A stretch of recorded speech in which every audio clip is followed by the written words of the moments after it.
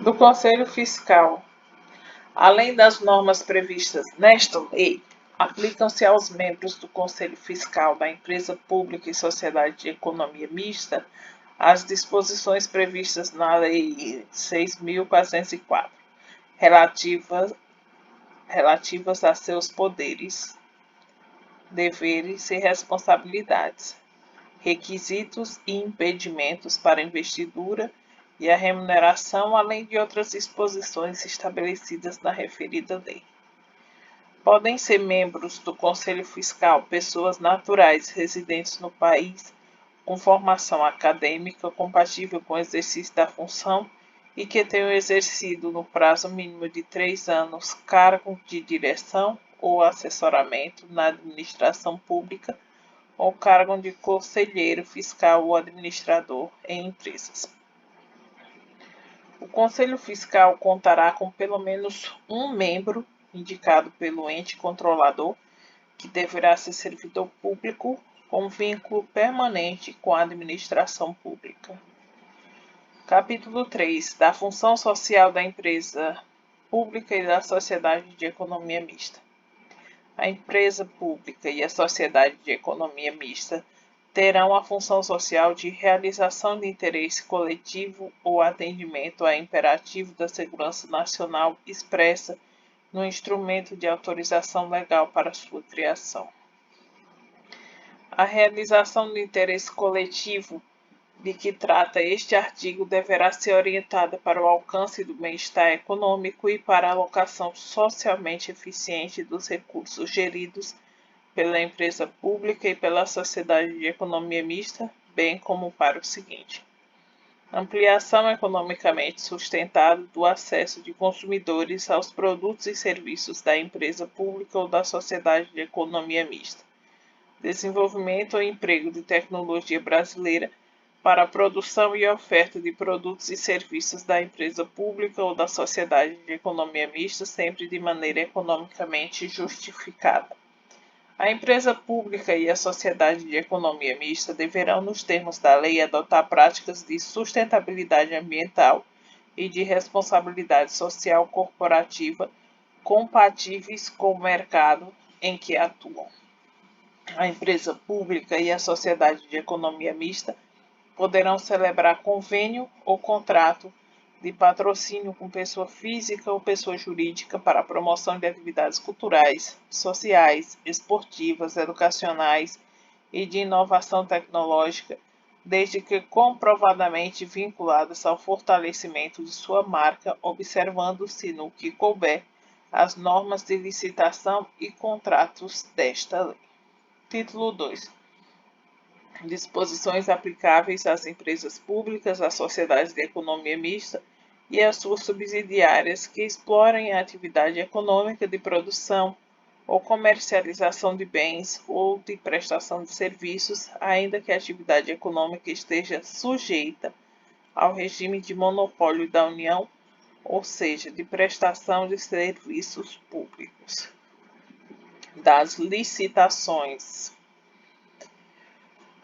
A exigência de licitação e dos casos de dispensa e inexigibilidade. Essa aqui é a parte mais importante desta lei. Os contratos com terceiros destinados à prestação de serviços às empresas públicas e às sociedades de economia mista, inclusive de engenharia e de publicidade, a aquisição e alocação de bens, a alienação de bens e ativos integrantes do respectivo patrimônio, ou a execução de obras a serem integradas a esse patrimônio, bem como a implementação de ônus real sobre tais bens, serão precedidos de licitação nos termos desta lei, ressalvadas as hipóteses previstas no artigo 29 e 30. Aplicam-se às licitações das empresas públicas e das sociedades de economia mista as disposições constantes do artigo 42 a 49 da Lei Complementar número 123, de 14 de dezembro de 2006. O convênio ou contrato de patrocínio celebrado com pessoas físicas ou jurídicas, de que trata o parágrafo 3º do artigo 27, observará no que couber as normas de licitação e contratos desta lei. São as empresas públicas e as sociedades de economia mista dispensadas da observância dos dispositivos deste capítulo nas seguintes situações: comercialização, prestação ou execução de forma direta pelas empresas mencionadas no caput de produtos, serviços ou obras especificamente relacionados com seus respectivos objetos sociais. Nos casos em que a escolha do parceiro esteja associada às suas características particulares, vinculada a oportunidades de negócios definidas e específicas, justificada a inviabilidade de procedimento competitivo. Consideram-se oportunidades de negócio a que se refere o inciso 2 do parágrafo 3º a formação e extinção de parcerias e outras formas associativas, societárias ou contratuais, a aquisição e alienação de participação em sociedades e outras formas associativas, societárias ou contratuais e as operações realizadas no âmbito do mercado de capitais, respeitada a regulação pelo respectivo órgão competente. É dispensável a realização de licitação por empresas públicas e sociedades de economia mista. Para obras e serviços de engenharia de valor até R$ 100.000, desde que não se refiram a parcelas de uma mesma obra ou serviço, ou ainda obras e serviços de mesma natureza e no mesmo local que possam ser realizadas conjunta e concomitantemente. Para outros serviços e compras de valor até R$ 50.000 e para alienações nos casos previstos nesta lei, desde que não se refiram a parcelas de um mesmo serviço, compra ou alienação de maior vulto, que possa ser realizado de uma só vez. Quando não acudirem interessados à licitação anterior e essa justificadamente não puder ser repetida sem prejuízo para a empresa pública ou sociedade de economia mista, bem como para suas respectivas subsidiárias, desde que mantidas as condições pré-estabelecidas. Quando as propostas apresentadas consignarem preços manifestamente superiores aos praticados no mercado nacional, ou incompatíveis com os fixados pelos órgãos oficiais competentes. Para a compra ou locação de imóvel destinado ao atendimento de suas finalidades precípuas, quando as necessidades de instalação e localização condicionarem a escolha do imóvel, desde que o preço seja compatível com o valor de mercado, segundo avaliação prévia. Na contratação de remanescentes de obra, de serviço ou de fornecimento em consequência de rescisão contratual, desde que atendida a ordem de classificação da licitação anterior e aceitas as mesmas condições do contrato encerrado por rescisão ou distrato, inclusive quanto ao preço devidamente corrigido. Na contratação de instituição brasileira incumbida regimental e estatutariamente da pesquisa, do ensino ou do desenvolvimento institucional ou de instituição dedicada à recuperação social do preço, desde que a contratada detenha inquestionável reputação ético-profissional e não tenha fins lucrativos.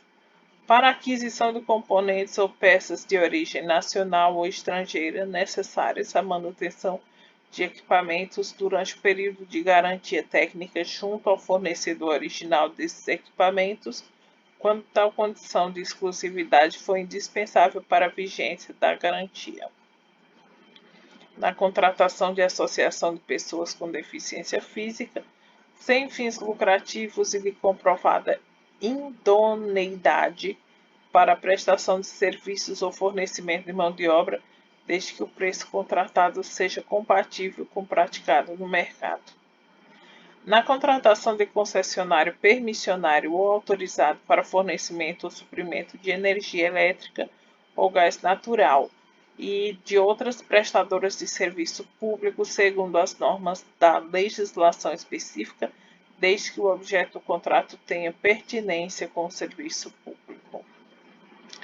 Nas contratações entre empresas públicas ou sociedades de economia mista e suas respectivas subsidiárias para aquisição ou alienação de bens, prestação ou obtenção de serviços, desde que os preços sejam compatíveis com os praticados no mercado e que o objeto do contrato tenha relação com a atividade da contratada prevista em seu estatuto social. Na contratação de coleta, processamento e comercialização de resíduos sólidos urbanos, recicláveis ou reutilizáveis, em áreas com sistemas de coleta seletiva de lixo efetuados por associações ou cooperativas formadas exclusivamente por pessoas físicas de baixa renda que tenham como ocupação econômica a coleta de materiais recicláveis com o uso de equipamentos compatíveis com as normas técnicas ambientais e de saúde pública. Para fornecimento de bens e serviços produzidos ou prestados no país que envolvam cumulativamente alta complexidade tecnológica e defesa nacional, mediante parecer de comissão especialmente designada pelo dirigente máximo da empresa pública ou sociedade de economia mista. Nas contratações visando ao cumprimento do disposto nos artigos 3º, 4º e 5º e 20 da Lei 10.973, de 2 de dezembro de 2004, observados os princípios gerais de contratação dela constantes. Em situações de emergência, quando caracterizada a urgência de atendimento de situação que possa ocasionar prejuízo ou comprometer a segurança de pessoas, obras, serviços, equipamentos e outros bens públicos ou particulares, e somente para os bens necessários ao atendimento da situação emergencial e para as parcelas de obras e serviços que possam ser concluídas no prazo máximo de 180 dias consecutivos e ininterruptos, contados da ocorrência da emergência, vedada a prorrogação dos respectivos contratos observados disposto no parágrafo 2º. Na transferência de bens a órgãos e entidades da administração pública, inclusive quando efetivada mediante permuta. Na doação de bens móveis para fins e usos de interesse social, após avaliação de sua oportunidade e conveniência socioeconômica relativamente a escolha de outra forma de alienação. Na compra e venda de ações e títulos de crédito e de dívida de bens que produzam ou comercializem. Na hipótese de nenhum dos licitantes aceitar a contratação nos termos do inciso 6 do caput, a empresa pública e a sociedade de economia mista poderão convocar os licitantes remanescentes na ordem de classificação para a celebração do contrato nas condições ofertadas por estes, desde que o respectivo valor seja igual ou inferior ao orçamento estimado para a contratação, inclusive quanto aos preços atualizados nos termos do instrumento convocatório. A contratação direta com base no inciso 15 do caput não dispensará a responsabilização de quem, por ação ou omissão,